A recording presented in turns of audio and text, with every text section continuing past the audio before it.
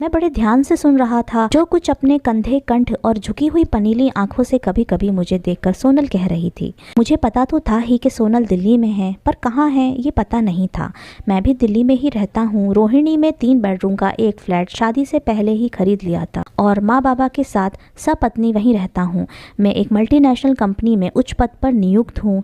मेरी पत्नी भी वर्किंग है और बहुत सुलझे विचारों वाली है।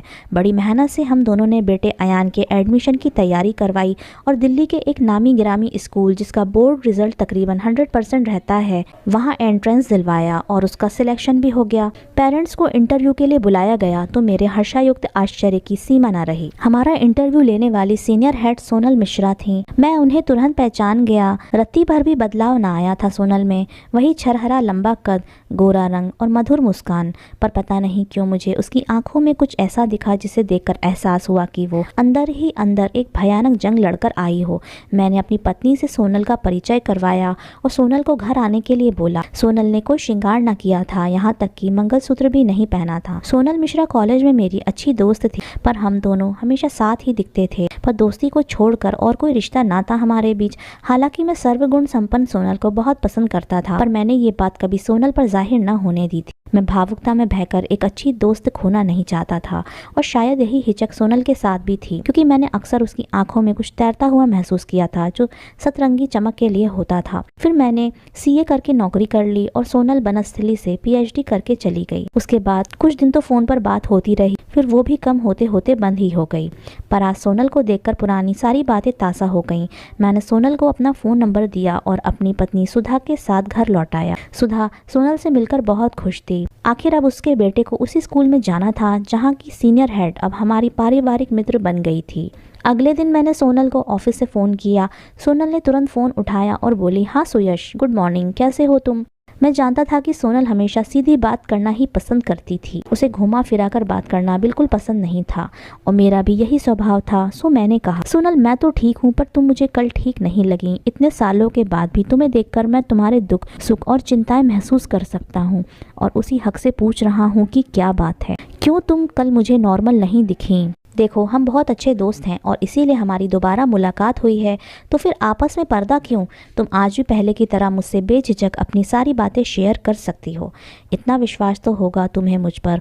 सुधा भी बड़ी खुश है तुमसे मिलकर, पर हम दोनों के खुश होने की वजह अलग अलग है। वो इसलिए खुश है कि उसका बेटा तुम्हारे संरक्षण में है और मैं अपनी सबसे प्यारी और अति घनिष्ठ दोस्त को दोबारा पाकर बहुत खुश हूँ। अब तुम बताओ, क्या बात है, क्या उलझन है तुम्हारी लाइफ में?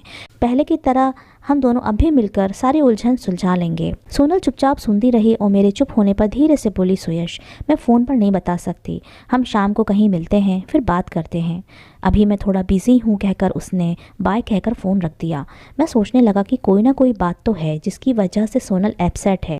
2 घंटे के बाद सोनल का फ़ोन आया, सुयश तुम फ्री कब होते हो? मैंने कहा, मैं फ्री ही हूँ, बस थोड़ा काम बाकी है, 4 बजे तक बिल्कुल फ्री हो जाऊँगा। अच्छा, तो फ्री होकर तुम मुझे यहाँ से पिक कर लेना और आज मेरे घर चलकर चाय पियो ना, मैं अच्छी चाय बनाती हूँ, कहकर सोनल हंस पड़ी। मैंने ओके कहकर जल्दी जल्दी काम निपटाना शुरू कर दिया और 4 बजे मैं सोनल के स्कूल पहुँच गया। सोनल मुझे स्कूल के बाहर ही मिल गई और कार का दरवाज़ा खोलकर आगे ही बैठ गई।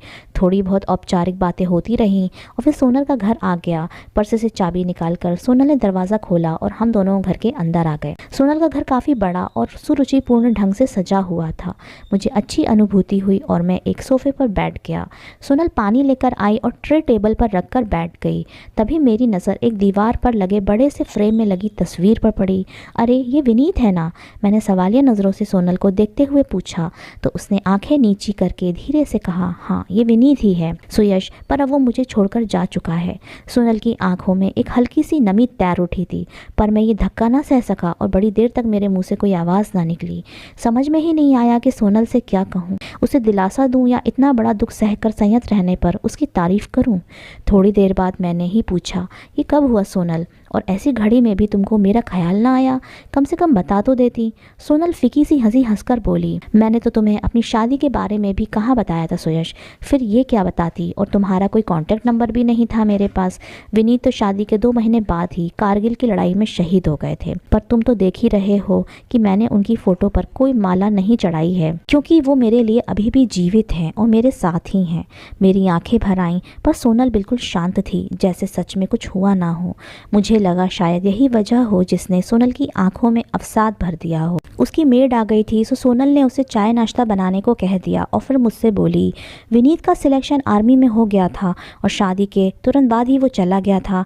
सुयश, पापा इस शादी के बिल्कुल खिलाफ थे और वजह से विनीत की नौकरी थी, पर मैं विनीत को इतना प्यार करती थी कि पापा की मर्जी के खिलाफ मैंने विनीत से कोर्ट मैरिज कर ली। घर में मेरे दोनों भाइयों ने बहुत हंगामा किया और मुझसे नाता तोड़ लिया, पर मम्मी पापा तड़प उठे थे और थोड़े दिनों के बाद मुझे अपने साथ लिवा ले गए। मेरी थीसिस कंप्लीट हो चुकी थी, पर डिग्री कन्वोकेशन फंक्शन में मिलने वाली थी, सो मैं भी चली गई। मेरे भविष्य की चिंता में पापा मम्मी घुलते रहते थे, पर मेरे दोनों भाई मुझसे न बात करते और ना ही भाभियां बोलती थीं। मैंने एक दिन खाने की टेबल पर बड़े भैया से कहा, अब तो विनीत चले गए, फिर भी आप लोग शादी की बात से अब तक नाराज़ हैं।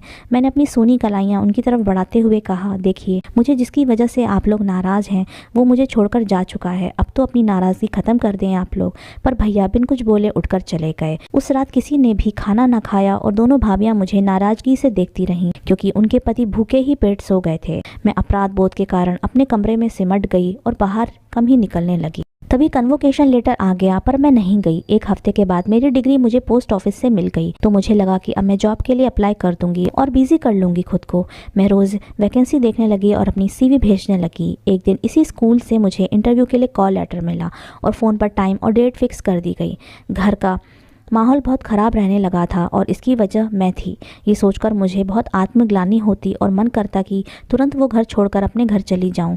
खैर, रात को खाना खाने के बाद मैंने सबको सामूहिक रूप से बता दिया कि मुझे इंटरव्यू के लिए 2 दिन के बाद 11 बजे जाना है। सुनते ही मेरे दोनों भाई एकदम भड़क उठे और बोले, तुम पहले ही कोर्ट मैरिज करके हमारी इज्जत में 4 चांद लगा चुकी हो, जो थोड़ी बहुत कसर रह गई हो उसे नौकरी करके पूरी कर दो।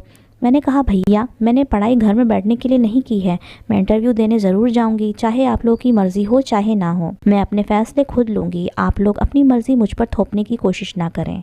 सुयश, मेरी बात सुनकर मेरे दोनों भाई आपे से बाहर हो गए और मेरे बड़े भैया चीखते हुए बोले, हाँ, तुम्हारे फैसले का जो हश्र हुआ है वो तो दिख ही रहा है। मुझे भी गुस्सा आ गया तो मैं भी चीख पड़ी, भैया, बार बार आप मेरे विनीत को टारगेट ना बनाएं, वो देश के लिए शहीद हुए हैं और मुझे उन पर गर्व है। मैं आपकी बहन कहलाने से अपने विनीत की विधवा कहलाना ज्यादा पसंद करूंगी।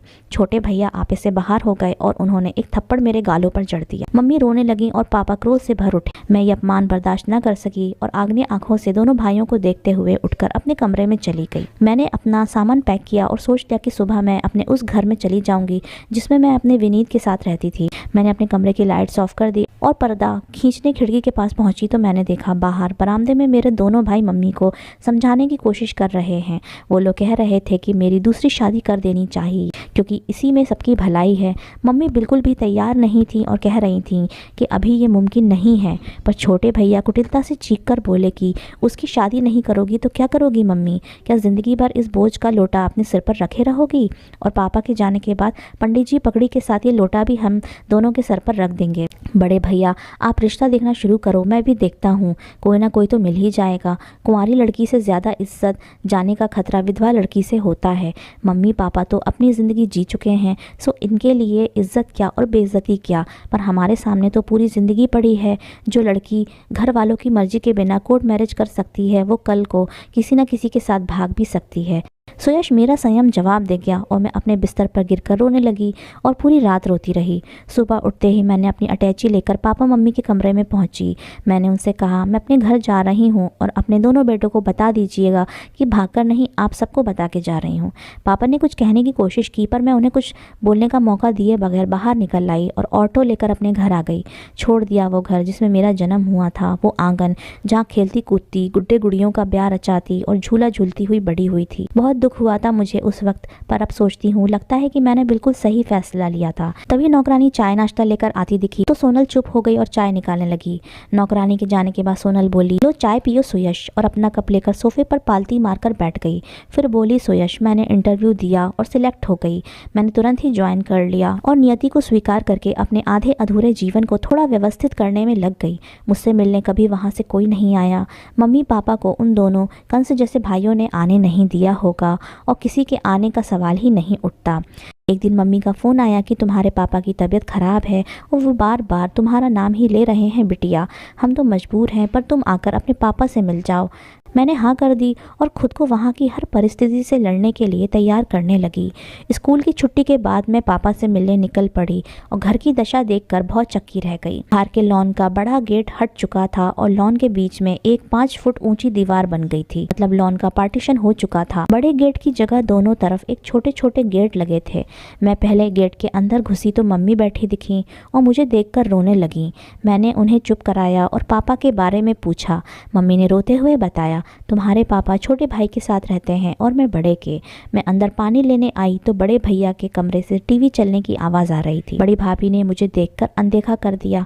मैं मम्मी के लिए पानी ले आई और आंगन में उठी हुई 7 फुट ऊंची दीवार भी देख आई थी। बड़ी मुश्किल से अपने गुस्से और दुख को कंट्रोल कर पा रही थी। मुझे किसी ने चाय या पानी के लिए भी नहीं पूछा, पर शायद भाभी ने भैया को बता दिया होगा और वो मुझे कमरे में आते हुए दिखे। पर मैं तेजी से बाहर निकलकर दूसरे गेट से छोटे भाई के घर चली गई। पापा एक तखत पर एक पतली सी दरी पर लेटे थे और उनकी आंखें बंद थीं। मैंने पापा के माथे पर हाथ रखा जो बुखार से तप रहा था। पापा ने मुझे देखकर उठने की कोशिश की पर उठ ना सके।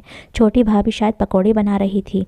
मेरी आवाज़ सुनकर आई पर कमरे के बाहर से ही झांक कर लौट गई। उन्होंने भी जाकर छोटे भैया को बताया होगा, क्योंकि थोड़ी देर बाद ही वो उस कमरे में आ पहुंचे और मुझे वहां देखकर गुस्से से तमतमाते हुए बोले, तुम कैसे आ गई? बड़े ताव में तो चली गई थी, आ गए होश ठिकाने।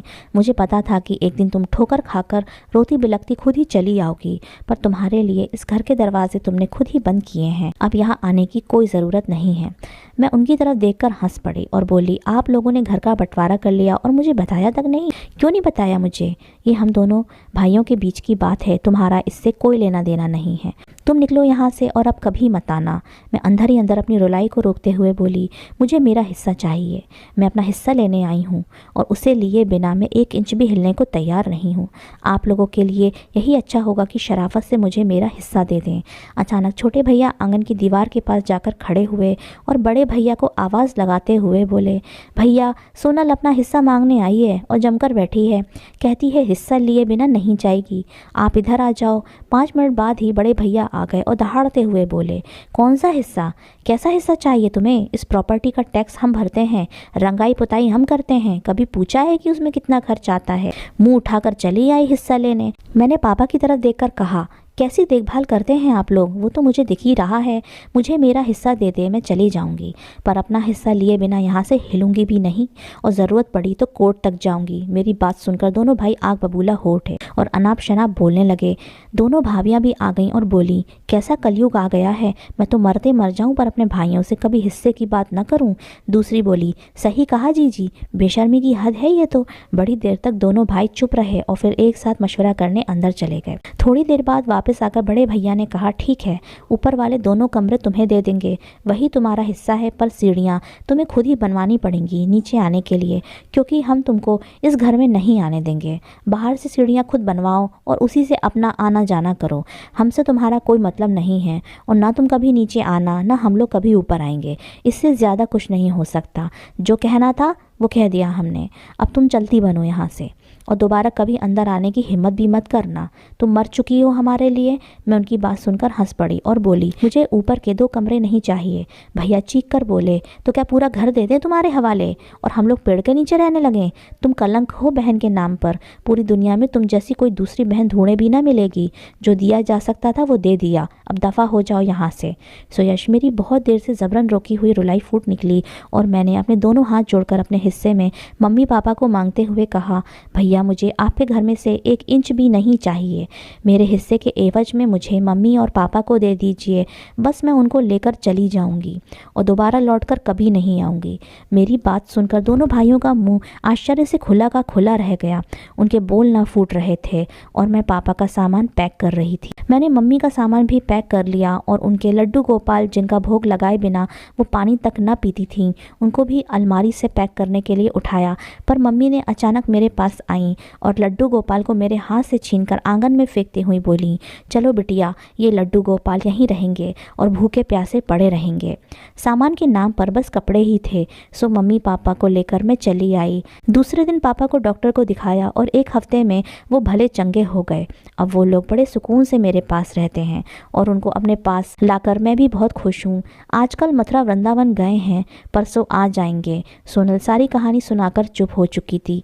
मेरी आंखों में से आंसू बह रहे थे। मैं नतमस्तक हो उठा सोनल के सामने। मैं हाथ जोड़कर बोला, तुमने जो किया है ना, वो कोई ना कर पाया है और ना कर पाएगा। मैं और मेरा परिवार हमेशा तुम्हारे साथ हैं। खुद को कभी अकेला मत समझना। मैं आंसू पोंछता हुआ बाहर निकल आया और रास्ते भर सोचता रहा कि यश अपयश तो ईश्वर के अधीन है, किंतु सुविवेक और सुकर्म तो अपने हाथ में है। सुकर्म कभी व्यर्थ नहीं जाता, वो तो चंदन बनकर सदा महकता रहता है।